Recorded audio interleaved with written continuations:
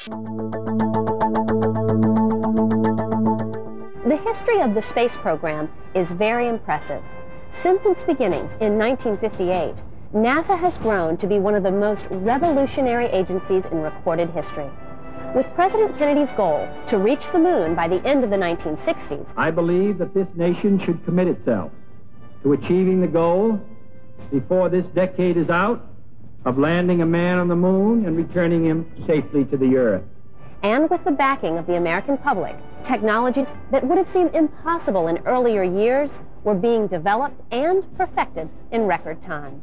This drive and determination has never left the agency. Today, a new generation of researchers are gearing up for the next big step: crewed missions back to the moon, to Mars, and beyond. However, major challenges await. Questions of crew safety, medical concerns, the need for new technology development, and a host of other issues make this goal very daunting. To lead the way, robotic missions are being planned that can give researchers a better idea of what human crews can expect in space. I spoke with Mark Saunders at NASA Langley Research Center to help us understand how these robotic missions will work. Our robotic missions are actually precursors to what it is that we're trying to accomplish with humans. They're the probes that we're sending out to help us understand what it is that we're getting to when we send people there. They're testing new systems, collecting data about what's actually happening on the planet's surface as well as the atmospheres. We want to make sure that we understand this to the maximum extent so that we're always sending humans in a safe way. So Mark, what is the definition of a robotic mission? People think of robots in many different ways, and those of us in the agency actually do that as well. We're making spacecraft. You know, as an example, the Hubble Space Telescope is a robotic spacecraft. It's actually very smart, but we talk to it a lot with people on the ground that kind of tell it what to do on a periodic basis, usually in terms of minutes. But as you get robots that are going farther out into the solar system, they need to really operate a lot on their own because it takes a long time for us to talk to them. So radio waves go out there and it's hours before we hear back from them. So they're actually operating pretty much by themselves. What can we expect from robotic missions in the next few years? As all of us have been watching, the Mars exploration rovers have been doing a great job on Mars. Cassini is at Saturn with its Huygens probe. We're planning the next series of missions, both for scientific purposes as well as to prepare us to send people on to the moon and then on to Mars. The first of these planned robotic missions will be going back to the moon.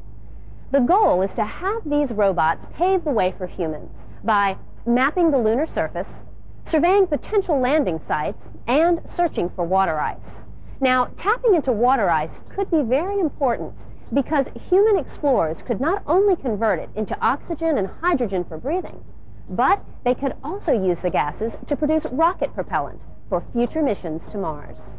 In short, these robotic missions will allow NASA planners to design the needed equipment for astronauts to live and work on the moon, while also helping them prepare for future missions to Mars. One of our biggest concerns is always making sure that our missions are as reasonably safe as possible for the human, as the human participates in it. So when we send out robotic missions to the moon and to Mars, we're trying to understand what the moon and Mars represent in terms of their environmental conditions, what they're made of, are there any elements there both in the atmosphere on Mars or on the surface of the moon that might have some toxic properties, and as well as their physical characteristics, their composition, so that we understand when we build a human spacecraft to go with humans in it, that the system that we send is compatible with the environment that it's going to be in. So that's one major point. The second point is that, like the explorers of old, to the degree that we can use resources that we find, we want to be able to use those resources to help sustain them. And doing this, by the way, reduces the cost. So although it may cost us some to develop the technologies now, when we go, if they don't have to take stuff, It's, we don't have to pay to get it off the surface, and we're not paying to get water off the surface if we can find water there. So is most of the technology already developed?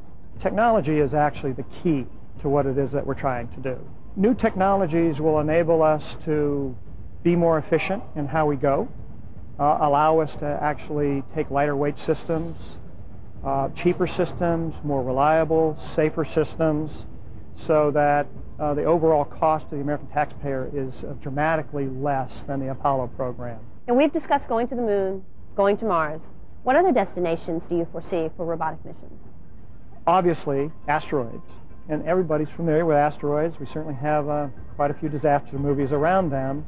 But there are a lot of scientists and engineers who believe that asteroids have the potential for resources that we might actually mine and use. And so one other destination are asteroids.